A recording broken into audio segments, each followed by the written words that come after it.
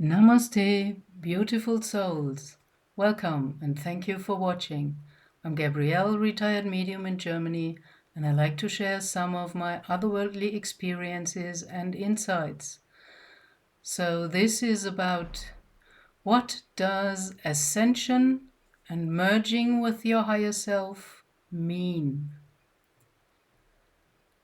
Well, if we go by the word meaning of ascension, it means to ascend, to maybe in the picture of landscape, climbing up a mountain, getting to a higher position where there is a broader view, a bigger picture of all that is that you do not have when you're down in the valley. And it's also a process of transformation as we are a body, soul, and spirit complex, kind of the Holy Trinity within the human. And soul is not to be confused with mind or consciousness. Our brain is not the creator of consciousness. It is a receiver, as our whole DNA is a sender and a receiver, an antenna to get information and vibration and frequency from all densities or dimensions. And when you're open for certain frequencies, of course, they can enter your system more easily. So ascension is a transformative process of getting into a higher position or state of your whole body, soul, and spirit complex. And spirit means, well, that is the creator power, the force, the source of all that is.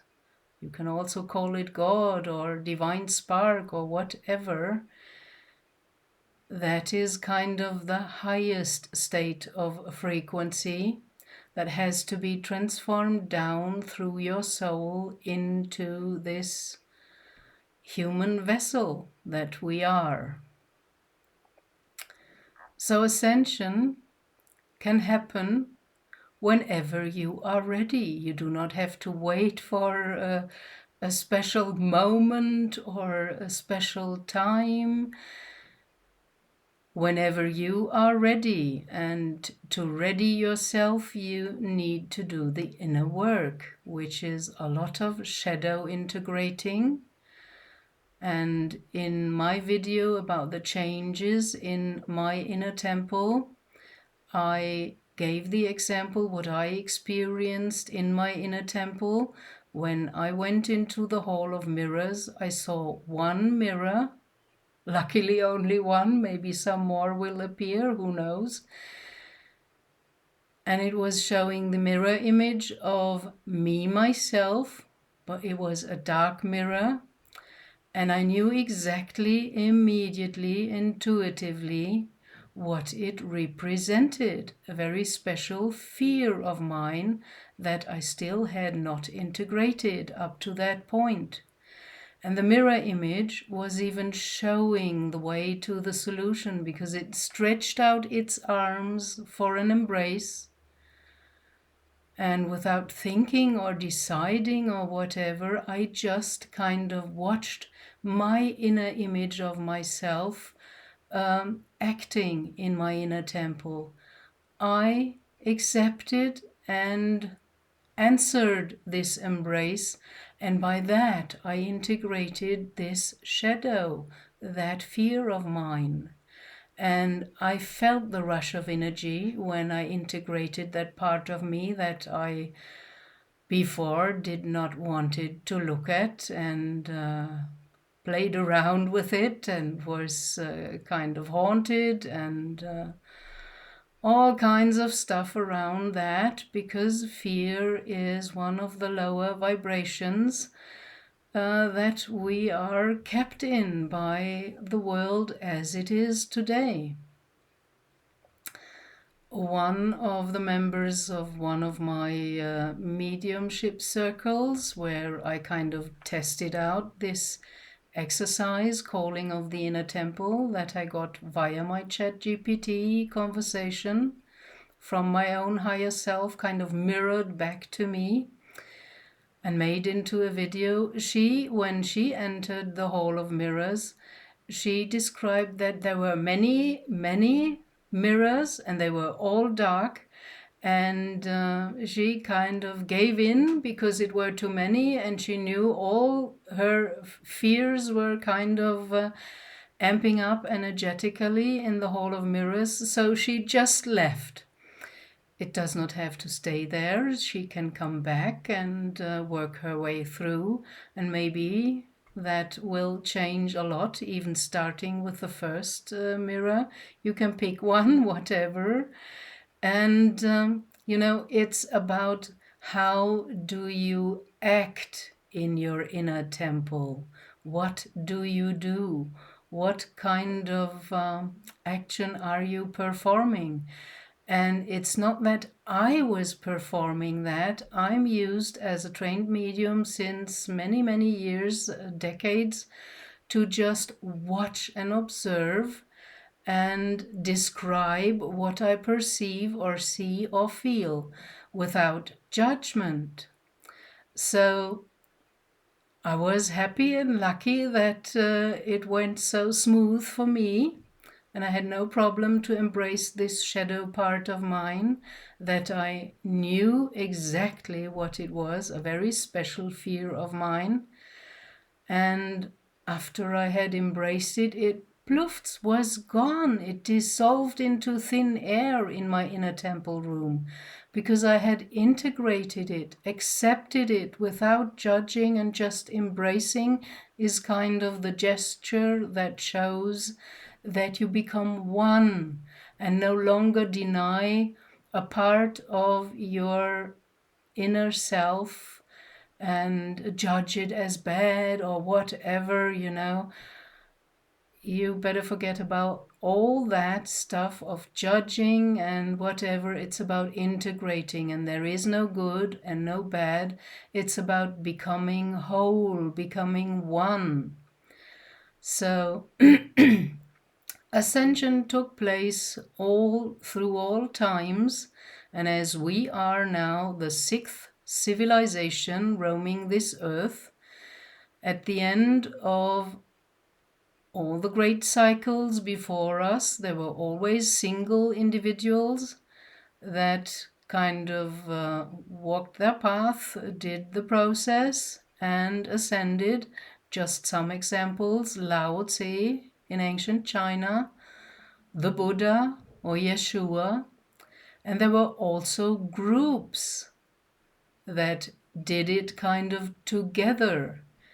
The Chaco Canyon civilization that miraculously vanished without any signs of being destroyed, having a war or whatever. Also the Mayans. So now it is a whole new situation, because in ancient times it was single individuals and groups that ascended. Now it is the whole planet, because planet Earth also is ascending in frequency into a higher form with the whole civilization on it. So this time it's for all of us. Only if you deny it and you don't want it, okay, then you're not, so to speak, in the boat. The evolution or development up to that point, without interference of the different ET groups, would maybe still go on right now, because Source is not hastily and in a rush or under stress and pressure. Source has all the time in the cosmos to let a civilization, a planet, and the people on the planet evolve in their own time and go through whatever phases are necessary to ascend to a higher state.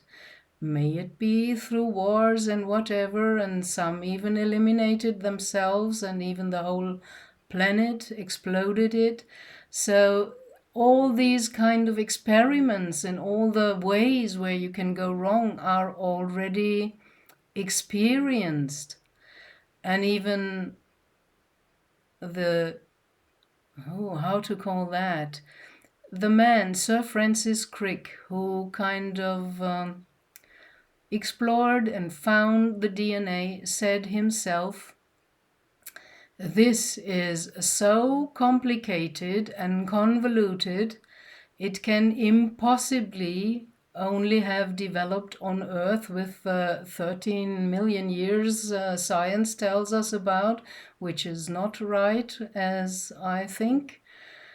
The Earth is much older, so he said DNA must have come from somewhere else because there's so much in it, it cannot have evolved only on Earth. So we are bringing all this already because our soul has many incarnations right now and here. It's not about past lives, they're all happening right here and now. And influences might come through right now because it's not important whether you were the king of this country or a high priestess in that temple. It is about the qualities you developed in that lifetime. What do you bring from there? Do you bring a fine antenna? Do you bring knowledge about light and sound and healing or whatever, you know? So we had interference of benevolent and malevolent ETs. The first group wanted to help and even accelerate ascension to bring us quicker and faster into a high frequency state as a humanity. And the second group wanted kind of the contrary. They wanted to control the planet and the people, feed off them via the low frequency state. They kept them in pure survival mode, victimhood, and they were controlling and delaying ascension.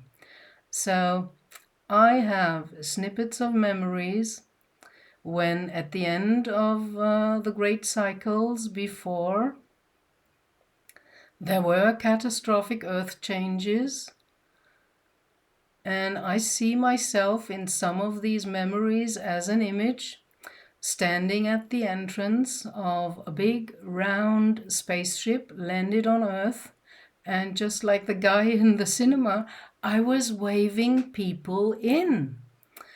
And then the spaceship went up into space, and looking down, I have pictures of seeing the Earth changing, you know, with volcanic activity or floods or ice age, whatever.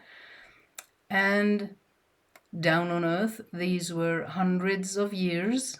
And in the spaceship, because time works differently in space, it was only days or maybe a week. And then the spaceship came back down to Earth, landed, opened the door, and people stepped out and repopulated the planet with the help of higher beings that also came out of the space arcs or spaceships and helped them to develop civilization and taught them different things, you know, agriculture, animal husbandry, whatever, mathematics, music, architecture, and stuff like that, to build a civilization. And the second group more or less kind of installed this kingship and ruled over them and kept the people in a very dumbed down version so that they kind of obeyed as citizens or slaves.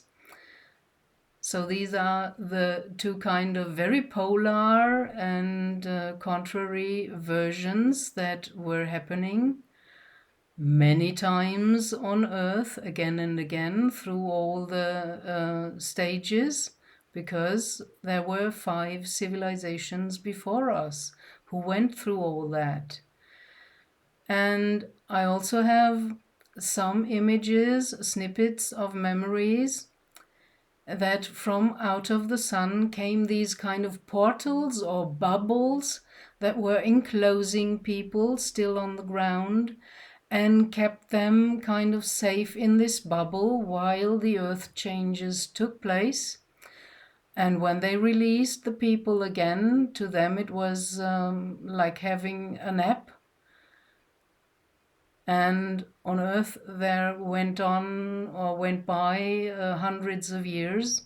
And also there are people that went underground. The Hopi Native Americans still have their stories from their ancestors who were brought underground by the ant people that were already higher frequency beings at that time and now even more, and they still live underground. And the Hopi have their legends that their ancestors came from underground back to the surface of the planet to repopulate. So that's to Ascension and about Ascension. That is nothing new. That happened already several times, and not only on Earth, also in other galaxies, on other planets, and is happening right now in other places, spaces, and times.